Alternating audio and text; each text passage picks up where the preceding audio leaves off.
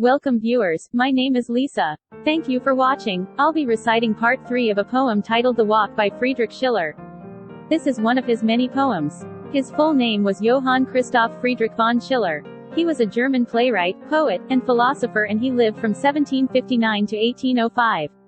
If you like, you can read more about him in Wikipedia or Wikimedia Commons.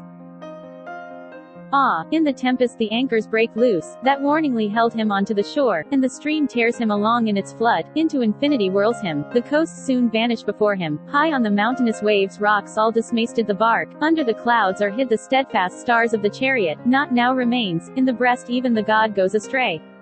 Truth disappears from language, from life all faith and all honor vanish, and even the oath is but a lie on the lips.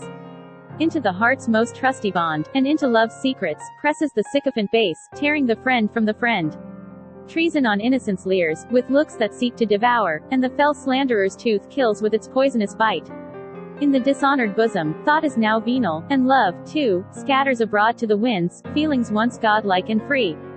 All thy holy symbols, O truth, deceit has adopted, and has e'en dared to pollute nature's own voices so fair, that the craving heart in the tumult of gladness discovers, true sensations are now mute and can scarcely be heard.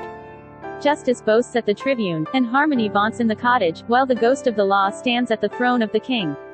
Years together, aye, centuries long, may the mummy continue, and the deception endure, paying the fullness of life. Until nature awakes, and with hands all brazen and heavy, 'gainst the hollow-formed pile time and necessity strikes. Like a tigress, who, bursting the massive grating iron, of her Numidian wood suddenly, fearfully thinks, so with the fury of crime and anguish, humanity rises hoping nature, long lost in the town's ashes, to find. Oh then open, ye walls, and set the captive at freedom to the long desolate plains, let him in safety return. But where am I? The path is now hid, declivity's rugged bar, with their wide yawning gulfs, progress before and behind. Now far behind me is left the gardens and hedges' sure escort, every trace of man's hand also remains far behind. Only the matter I see piled up, whence life has its issue, and the raw mass of basalt waits for a fashioning hand.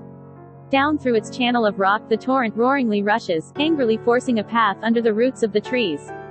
All is here wild and fearfully desolate. Naught but the eagle hangs in the lone realms of air, knitting the world to the clouds.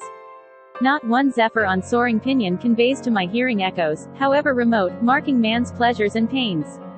Am I in truth, then, alone? Within thine arms, on thy bosom, nature, I lie once again.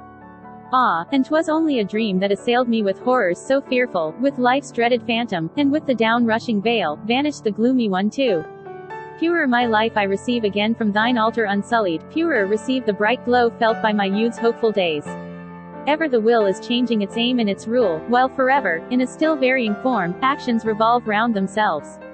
But in enduring youth, in beauty ever renewing, kindly nature, with grace thou dost revere the old law, ever the same, for the man in thy faithful hands thou preservest that which the child in its sport, that which the youth lent to thee, at the same breast thou dost suckle the ceaselessly varying ages, under the same azure vault, over the same verdant earth, races, near and remote, in harmony wander together. See, even Homer's own son looks on us, too, with a smile.